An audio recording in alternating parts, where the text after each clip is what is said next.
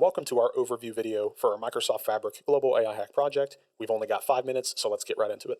The objective of our project was to take a traditional subject matter area for BI, so accounts payable, and see, can we implement an accounts payable solution that uses as many of these aspects of Fabric as we can, something that uses the new AI capabilities, including Copilot? Can we build a machine learning model using notebooks?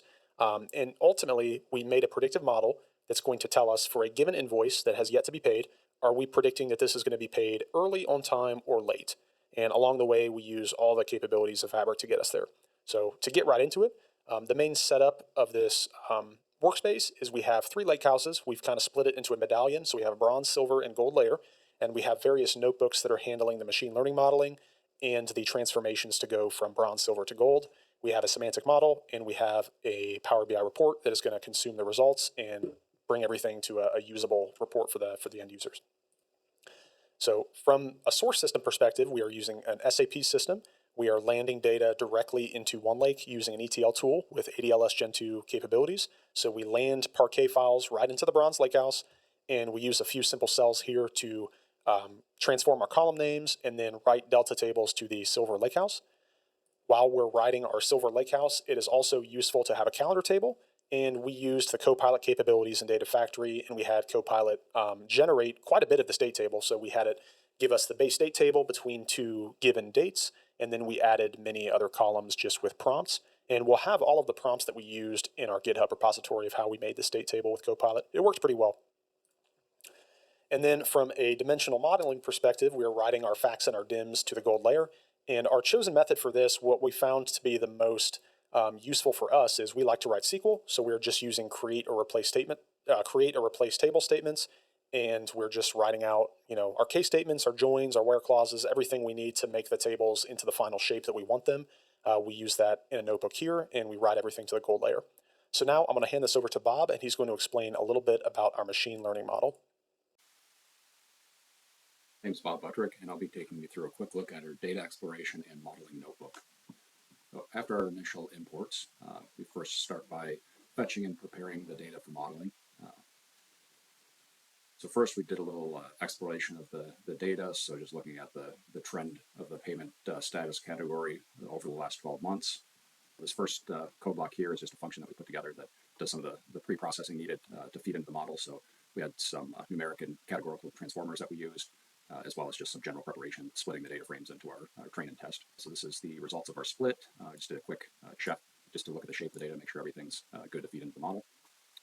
Now on the modeling piece. So decided for this project just to use the random forest model, which is kind of my go-to in general. In this case, technically the ultimate result is predicting a category, so early, late, or on time. But we decided to actually do a regression and predict the number of days and then finally just convert those to the categories. Our logic there was if the business decides to change what those categories are in the future, saying, I think we have it set up as 0 to 2 days before the due date is considered on time. So if the business wanted to change that in the future, it'd be easy just to modify the code instead of retraining a model to predict the categories.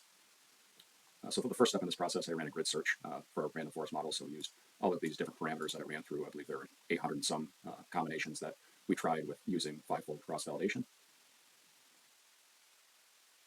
Once that completed, I grabbed the best performing parameters for our model, put them in here, and now we're actually training the models using those parameters.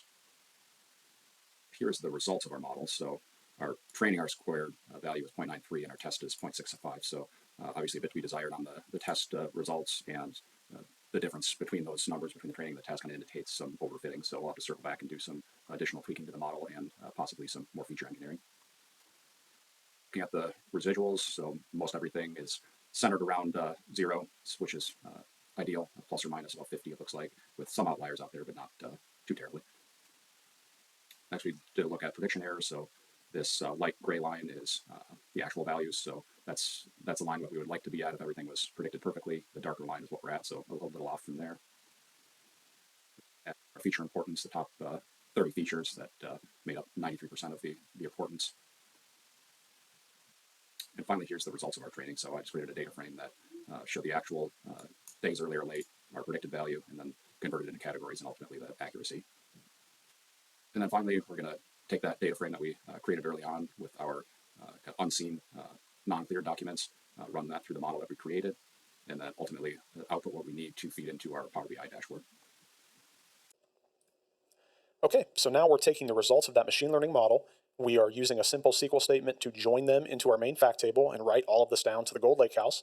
And from there, we're able to complete our semantic model. So we have a simple star schema with our predictions in the fact table.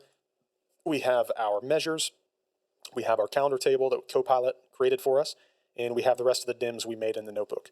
One thing to note on the measures here, during the hackathon, we actually had a new feature come out to use Copilot to document our DAX measures. So we went ahead and we did this for all the DAX measures in this model. They've been documented using Copilot. It worked pretty well. So Copilot was able to generally give us a description that we didn't have to edit much. We were able to more or less just take it and run with it, maybe make a small tweak here and there. But really going to enjoy using Copilot to document the models. I'm looking forward to seeing this feature come to the rest of the objects in a model. And then finally, everything is coming together in Power BI to create something that our end users can consume. So this is going to be a set of payables reports implemented with aging, payment history and status by vendor. We have all of our before due and overdue balances, our clearing rate. We have everything we would want to know. We have vendor summaries. We're using all of the visualization capabilities of Power BI at our disposal. And then most interestingly, we're taking the results of our predictive model and we are showing those in the same context as our line items. So we can take all of our aging line items, things that are invoices that are coming up to be paid, and we can see, okay, does the model predict that we're going to be paying this late, early, or on time? And by how many days in relation to the due date are we predicting that's going to be early, late, or on time? So that just becomes another tool in the toolbox for your accounts payable team to prioritize and to handle their day-to-day workflow. So we had a great time developing the solution. Again, we're going to be continuing to enhance this so it's production ready. And really looking forward to seeing how Microsoft Fabric continues to evolve this year. And thank you so much for considering our submission for the Microsoft Fabric Hackathon. Thanks.